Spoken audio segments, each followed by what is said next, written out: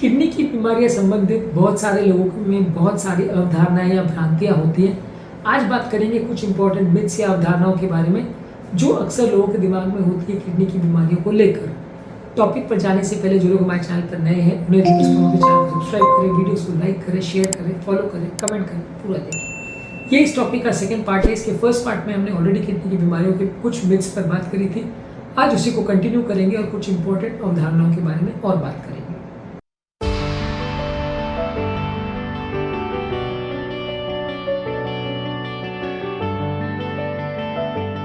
पहला important myth ये है कि कुछ लोग को ऐसा लगता है कि किडनी की बीमारियां ज़्यादातर अनट्रीटेबल होती है, उसमें कुछ ज़्यादा कर नहीं सकते, वो या तो अपने आप ठीक होती है या बिगड़ती है। काफ़ी हद तक किडनी की बीमारियों को कुछ ट्रीट किया जा सकता है, उन्हें इम्प्रूव किया जा सकता है। पूरी तरह से किडनी को हील करने के लिए या क्योर करने के लिए बहुत ज़्यादा मेडिसिन तो नहीं आती है, लेकिन हाँ, इसके लिए काफ़ी मेडिसिन से फ़र्क मिल सकता है। और किडनी में इंपॉर्टेंट कैपेबिलिटी होती है कि वो खुद को हील कर सकता है यदि उसको सही तरह का एनवायरनमेंट मिलता है और सही तरह का सपोर्ट मिलता है। यदि आप लापरवाही करोगे और किडनी पर कोई ध्यान नहीं दोगे तो बिगड़ने का चांस ज़्यादा होगा। इसके लिए आपके लिए ज़रूरी है कि आप किडनी पर विशेष फोकस करें और उसको हर तरह का सपोर्टिव केयर दें। इसको सपोर्टिव केयर इसलिए बोलते हैं कि जब किडनी डैमेज होती है तो वहाँ पे आपको किडनी को सपोर्ट करना पड़ता है कि कंडीशन और ना बिगड़े। इसके अलावा आप काफ़ी हद तक कुछ दवाइयाँ भी देते हो जिससे किडनी से रिलेटेड जो बॉडी में टॉक्सिन जमा हो जाती है वो कम हो जाती है, ताकि किडनी को अपने आप को सुधारने का या कंडीशन को सुधारने का टाइम मिल जाए। बाकी डायलिसिस वगैरह से या ट्रांसप्लांटेशन करके आप ज़्यादातर पेशेंट्स की लाइफ काफ़ी हद तक नॉर्मल कर सकते हो। किडनी की बीमारियाँ पूरी तरह से ट्रीटेबल तो नहीं है, लेकिन काफ़ी हद तक ट्रीटेबल है, तो इसलिए इसको अनट्रीटेबल मानना और अपने हाल पर छोड़ देना गलत होगा। अगला इंपॉर्टेंट मिथ या मिसकंसेप्शन है कि जिसको बीपी या शुगर का प्रॉब्लम है सिर्फ उसी को किडनी का प्रॉब्लम होगा। डेफिनेटली बीपी और शुगर का होना किडनी की बीमारी के लिए इंपॉर्टेंट रिस्क फैक्टर जरूर है, लेकिन सिर्फ यही रिस्क फैक्टर है और हर व्यक्ति जिसको ये प्रॉब्लम है उसी को किडनी का प्रॉब्लम होगा, या हर व्यक्ति जिसको किडनी का प्रॉब्लम है उसको बीपी शुगर होगा ही होगा। ये दोनों ही सोचना गलत है, क्योंकि किडनी की बीमारियों के बहुत सारे तरह के कारण हो सकते हैं। इनमें से आपके केस में कौन सा कारण एप्लीकेबल है और आपके केस में कौन सा तरीके का प्रॉब्लम है उसको आपको देखना और असेस करना पड़ेगा। क्योंकि किडनी की बीमारियाँ बीपी शुगर से कुछ हद तक जरूर रिलेटेड है, पर हर व्यक्ति में यही कारण है, ये सोचना पूरी तरह से गलत है, क्योंकि इसके और भी बहुत सारे कारण हैं जो बिना डायबिटीज़ और प्रेशर के भी हो सकते हैं। अगला इंपॉर्टेंट मिथ ये है कि लोगों को ऐसा लगता है कि किडनी की बीमारियाँ इरिवर्सिबल होती है, वो कभी ठीक नहीं होती है। काफ़ी केसेस में किडनी की बीमारियाँ रिवर्स हो सकती है और क्रिएटिनिन लेवल्स पूरी तरह से नॉर्मल भी आ सकते हैं। खासकर जिसको रीसेंट किडनी फेलियर या अक्यूट किडनी फेलियर हुआ, उसमें किडनी फेलियर पूरी तरह से ठीक भी हो सकता है। हर व्यक्ति में पूरा ठीक होगा या नहीं होगा ये सोचना पॉसिबल नहीं है, ये पूरी तरह से सही नहीं है। लेकिन हाँ, काफ़ी पेशेंट्स में अगर आप सही तरह से किडनी की बीमारी को ट्रीट करते हो, सही सपोर्टिव केयर देते हो, किडनी को हील होने का मौका देते हो, एटलीस्ट किडनी को जो बिगाड़ सके उन सब चीज़ों पर कंट्रोल रखते हैं, तो चांसेस ये कि आप किडनी की कंडीशन को सुधार सकते हैं और एटलीस्ट बिगड़ने से रोक सकते हैं। पूरी तरह से रिवर्स ना भी हो तो भी इस प्रोसेस को काफ़ी हद तक कंट्रोल किया जा सकता है और काफ़ी केस में पूरी तरह रिवर्स भी किया जा सकता है। इसलिए किडनी की बीमारियों को इरिवर्सिबल सोचना एक मिथ है, मिथ अवधारणा है, इसको आपको ट्रस्ट नहीं करना चाहिए। अगला इंपॉर्टेंट अवधारणा ये है कि डायलिसिस सारे शरीर के टॉक्सिन्स को हटा देता है और किडनी के बदले वो पूरी तरह से इफेक्टिव है।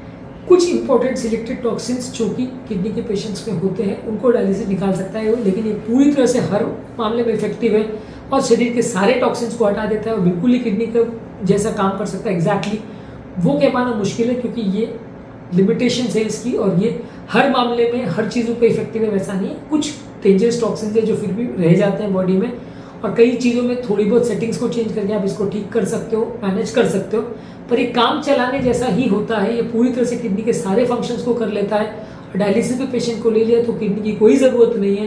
ये दोनों ही सोचना गलत है, क्योंकि बहुत सारे पेशेंट्स फिर भी डिटोरिएट करते चले जाते हैं जब वो डायलिसिस पे आते हैं। डायलिसिस बेसिकली काम चलाने के लिए है कि आदमी की मृत्यु ना हो जाए, कंडीशन बहुत ना बिगड़ जाए, उस टाइम पे व्यक्ति की जान बचाने के लिए डायलिसिस उपयोगी है, लेकिन लंबे समय तक डायलिसिस पर ही जिंदगी को चलाया जा सकता है, ये सोचना गलत है। कुछ लोग और ये भी सोचते हैं कि हर्बल सप्लीमेंट्स किडनी के लिए ज़्यादातर सेफ होते हैं। आप कोई भी हर्बल सप्लीमेंट लोगे तो क्योंकि वो आयुर्वेदिक है या हर्बल है, वो हेल्दी है, नुकसान नहीं करेगा। बहुत सारे किडनी के पेशेंट सिर्फ हर्बल सप्लीमेंट्स की वजह से परेशान होकर आते हैं, क्योंकि ये सारे हर्बल सप्लीमेंट्स कभी भी इनकी सेफ्टी टेस्ट नहीं होती, इनको मार्केट में डायरेक्टली उतार दिया जाता है। एलोपैथी की ज़्यादातर मेडिसिन में तो डेफिनेटली ये होता है कि बिना मार्केट सर्विलेंस के या बिना ट्रायल को मार्केट में नहीं उतारा जा सकता, और यदि बाद में कोई साइड इफेक्ट रिपोर्ट भी होता है तो उनको तुरंत मार्केट से हटाना पड़ता है। पर ये हर्बल प्रोडक्ट्स में ये बड़ा इशू है कि इनके कोई कंट्रोल सिस्टम नहीं होता, किसी भी तरह के प्रोडक्ट को मार्केट में उतार के बेचा जा सकता है और बाद में प्रॉब्लम हो या साइड इफेक्ट हो तो भी कोई मॉनिटरिंग नहीं होती। यही कारण है कि बहुत सारे तरह की कंट्रीज़ और बहुत सारे दूसरे देशों में इसको एक्सेप्ट नहीं किया जाता, क्योंकि इन पर कोई स्टडीज़ नहीं हुई है। तो इसलिए हर्बल सप्लीमेंट्स को पूरी तरह से सेफ सोच लेना और किडनी पर इफेक्टिव या किडनी के लिए बिल्कुल नुकसानदायी नहीं हो ये सोचना गलत है। लास्ट इंपॉर्टेंट भी थी अवधारणा जिस पर आज बात करेंगे वो ये है कि लोगों को ऐसा लगता है कि किडनी की पथरी होना और किडनी का प्रॉब्लम होना सेम बात है। किडनी की पथरी किडनी की सबसे इंपॉर्टेंट बीमारी है। किडनी की पथरी डेफिनेटली किडनी की एक इंपॉर्टेंट बीमारी ज़रूर है, लेकिन हार्डली इसका प्रेवलेंस 5-10% से ज़्यादा नहीं होता। 90% लोगों को किडनी की और दूसरी तरह की बीमारियाँ होती हैं, जो कि बीपी से, शुगर से, कोलेस्ट्रॉल से रिलेटेड, ब्लॉकेज से रिलेटेड, हार्ट अटैक से रिलेटेड या इन्फेक्शन से रिलेटेड हो सकता है। अलग अलग तरह की किडनी या सूजन हो सकते हैं। तो पथरी की बीमारी किडनी की एक बीमारी है जो कि शायद 5-10% लोगों को अफेक्ट करती है, पर 90% लोगों को किडनी की दूसरी तरह की बीमारियाँ होती हैं। इसलिए वहाँ पे पथरी का ट्रीटमेंट लगाना गलत है और वहाँ पे पथरी को ढूंढने के प्रयास करना भी गलत है, क्योंकि वो अलग तरह की बीमारी है। हाँ, अगर पथरी है तो डेफिनेटली उसको ट्रीट करने से फ़ायदा होगा, लेकिन हर पेशेंट में पथरी मिलेगी ऐसा सोचना गलत है।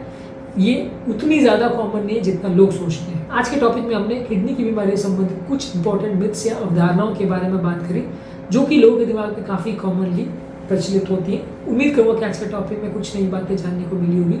जो लोग हमारे चैनल पर नए हैं उन्हें रिक्वेस्ट करूँगा कि चैनल को सब्सक्राइब करें, वीडियोज़ को लाइक करें, शेयर करें, फॉलो करें, कमेंट करें।